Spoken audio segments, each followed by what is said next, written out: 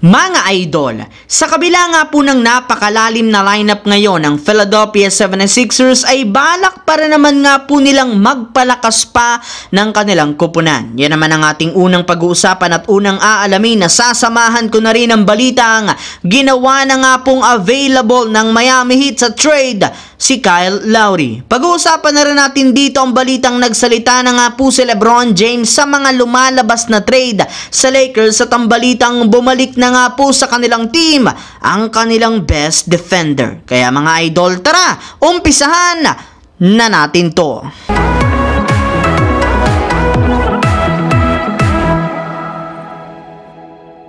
Para nga po sa inyong kaalaman mga idol, nasa kalagitnaan na nga tayo ng regular season at napatunayan na nga po ng Philadelphia na isa sila sa mga pinakamalalakas na kupunan hindi lang sa Eastern Conference kundi pati na rin sa West. As of now, nasa pangatlong pwesto nga sila sa East na merong record 26-13 at isa sila sa mga pinakakinakatakutan dahil sa kanilang MVP na si Joel Embiid. Maliban nga po dyan, napakalalim rin naman ng kanilang lineup, especially ng kanilang bench, since marami rin naman sila dito mga players na kayang mag-step up at magtala ng malaking puntos. Ngunit sa kabila nga po niyan, hindi pa rin naman nga kontento ang front office ng Philadelphia 76ers sa kanilang lineup. Ayon nga po sa ibinulgar na balita ni Jake Fisher ng Yahoo Sports, balak nga po ng 76ers na kunin sa buyout market si Gordon Hayward. Well, naibalita na rin naman nga sa inyo noong nakarang araw na available na nga ito sa trade, ngunit kung sakali naman nga po na hindi siya ma-trade, wala nga pong magagawa ang Hornets kundi i-buy out na lamang ang kanyang kontrata. Samantala, dito naman tayo sa ating susunod na pag-uusapan sa balitang ginawang available na ng Miami Heat sa trade si Kyle Lowry. Base nga po mga idol sa ibinulgar na balita ng sikat na insider na si Jake Fisher, tuluyan na nga pong ginawang available ng Miami Heat ang kanilang players na sina Kyle Lowry at Nikola Jovic sa loob ng market. Sa parte nga po ni Kyle Lowry, kailangan rin naman nga po ng kanilang team na bitawan ang malaking kontrata ni Lowry, habang pagdating naman sa kanilang batang sentro o player na naglalaro bilang sentro, marami nga pong mga teams ang nagkaka-interes sa kanyang serbisyo. Kaya dahil dyan, maaari nga po nilang gamitin ang dalawang ito bilang kanilang trade package na maipang o-offer nila sa ibang kupunan upang sa ganon makakuha sila ng at least isang superstar na mas makakatulong sa kanilang kampanya. Habang dumiretso naman tayo sa ating huling storya dito sa balitang nagsalita na si LeBron James sa mga lumalabas na trade sa Lakers at ang balitang bumalik na nga po sa kanilang team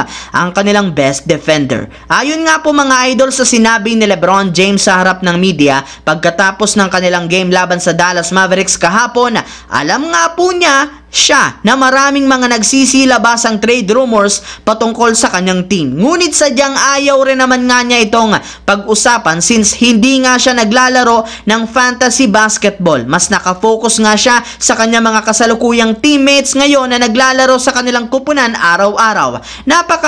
Walang respeto rin naman nga daw para sa kanyang mga kakampi na pag-usapan kung ano ang kulang sa kanilang team at iyan nga ang ayaw niyang gawin o mangyari. Kaya ipapagpatuloy na lamang nga po nila ang kanilang mga ginagawa sa kanilang susunod na laro. Unti-unti na rin naman nga pong gumaganda na bumabalik ang dating performance ng kanilang team, lalo na ang kanilang best defender na si Jared Vanderbilt, dahil sa pagiging healthy ng kanyang katawan na sinabayan pa ng pagiging komportable sa kanilang rotation ay napatunayan nga pong bumalik na ang kanyang tunay na laro matapos niyang mapahinto ng magkasabay sina Kyrie Irving at Luka Doncic laban sa Dallas Mavericks. Kaya siya nga, yan ang magandang senyales na bakit aasahang maipapanalo ng Lakers ang kanilang mga susunod na laro ngayong season. So yun lamang mga idol ang ating bagong video ngayon dito na ating pinag-usapan ngayon. Once again, this is your J-Zone TV. Don't forget to subscribe at syempre pindutin ang notification bell sa akin channel para lagi kayo maging updated sa mga videos na pinapalabas ko. Syempre mga idol, lagi na rin maging updated sa mga nangyayari sa NBA. I-follow, bisitahin at ilike ang ating Facebook page. Thanks for watching mga idol. Hopefully, nag-enjoy kayo ngayon.